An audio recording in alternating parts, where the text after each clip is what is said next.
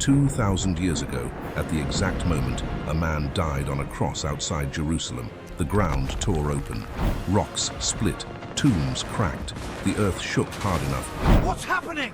That even the Roman soldiers standing at the execution site stopped what they were doing and looked at each other. And here's where it gets wild. In 2012, a team of geologists pulled core samples from the bottom of the Dead Sea and found earthquake signatures buried in the sediment that date directly to the years of the Crucifixion. The geological record and the biblical record are pointing at the same event. To understand what happened, you have to understand the place. First-century Jerusalem was a city under pressure, Roman military occupation, hundreds of thousands of pilgrims flooding in for Passover, and underneath all of it, a geological fault line that had been tearing the land apart for millions of years. The Dead Sea Transform Fault runs over 600 miles beneath this region, from the Gulf of Aqaba all the way north into Turkey. Two tectonic plates, the Arabian and the Sinai, grind past each other along this fault in opposite directions. The Dead Sea itself sits in the basin this movement carved out, and at nearly 1,400 feet below sea level, it's the lowest point on dry land on Earth. This fault has been making the ground shake for thousands of years. Jericho was destroyed by it multiple times. A 749 AD earthquake along this same system killed an estimated 100,000 people. It shook Jerusalem again in 1202, and again in 1927. So when archaeologists and geologists started asking whether the earthquake described in Matthew's Gospel actually happened, they weren't looking for a miracle. They were looking for a record. And the Dead Sea, it turns out, keeps extraordinarily precise records. Every year, the lake deposits two distinct sediment layers, a heavier winter layer and a lighter summer layer.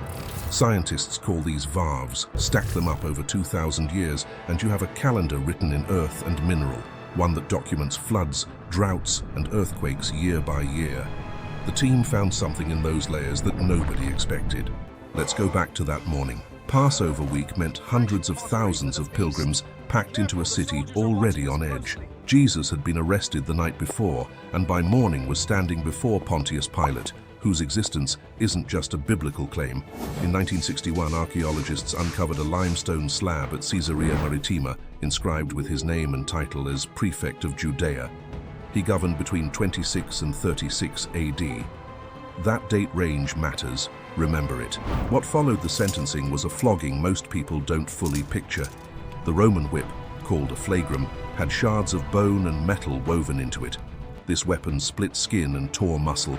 Many men died from it before they ever reached an execution site.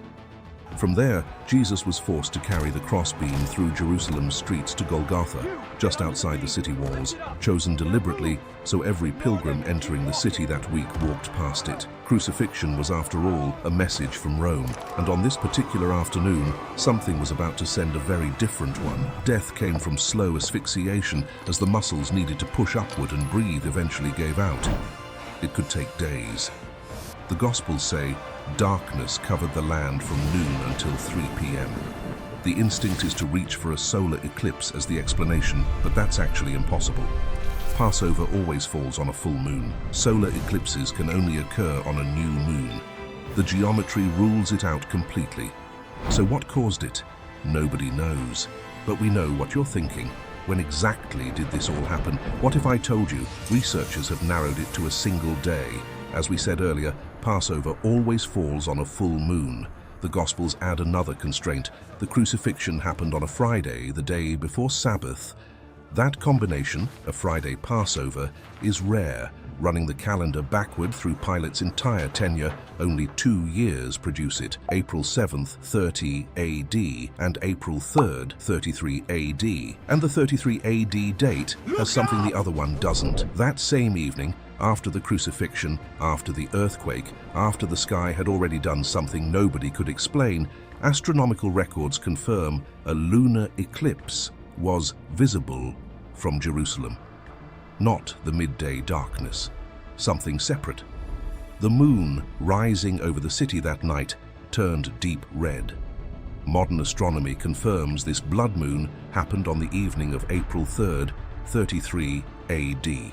According to Matthew, at around 3 p.m. Jesus cried out, My God, why have you forsaken me?" and died. And the moment he did, the ground beneath Jerusalem moved. Earthquake! Matthew's account is specific. The moment Jesus died, the earth shook and rocks split. Not before, not after. At that moment. For a long time, that detail lived exclusively inside a single gospel. Then geologists started reading the Dead Sea. In 2012, geologist Jefferson and his team analyzed sediment cores pulled from Ein Gedi on the western shore of the Dead Sea, 25 miles from Jerusalem. Year after year, century after century, stacking into a natural geological calendar going back thousands of years. Earthquakes show up in that calendar as disturbances, warped, fractured bands where the orderly layers were violently displaced. Inside the Ein Gedi cores, the team found two major disturbances. The first matched a well-documented earthquake around 31 BC. The second fell somewhere between 26 and 36 AD. That's Pontius Pilate's entire tenure as governor of Judea. To rule out other candidates, the team cross-referenced their findings against every other documented earthquake in the region. Quakes recorded in 19 AD, 37 AD, 47 AD, and 48 AD.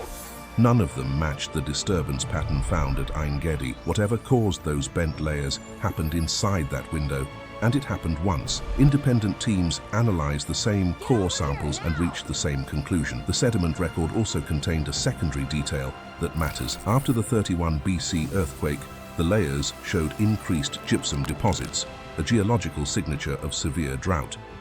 Josephus recorded famine in Judea at exactly that time. The Earth's geological memory matched the historical record precisely, which means when this same sediment calendar points to a seismic event between 26 and 36 AD, the same decade Matthew places the earthquake, that's not coincidence. That's the same reliable system of record that already proved itself accurate against documented history. The researchers were careful in how they worded their conclusions, but the evidence they found points in one direction. An earthquake happened in Judea during the exact years of the Crucifixion. The geological record and the biblical record are marking the same event. 2,000 years later, the ground is still telling the same story Matthew wrote down. But here's the thing, the earthquake isn't even the strongest piece of evidence connecting archaeology to the gospel accounts. Yehohanan, a 1st century man found in Jerusalem in 1968 with an iron nail still through his heel bone. The first physical evidence of a crucifixion victim ever recovered. Confirmation that crucifixion happened exactly as described in this city during this period. Go. Wash in the Pool of Siloam. The Pool of Siloam, mentioned in John's Gospel as the spot where Jesus healed a blind man. Skeptics argued for centuries that no such place existed. Then, in 2004, construction workers accidentally broke through into it. 1st century stonework, original steps still intact, exactly where John placed it. The ossuary of Caiaphas, the high priest who presided over Jesus' trial, discovered in Jerusalem in 1990 with his name carved into the burial box. Another named figure from the Gospel accounts, confirmed in stone.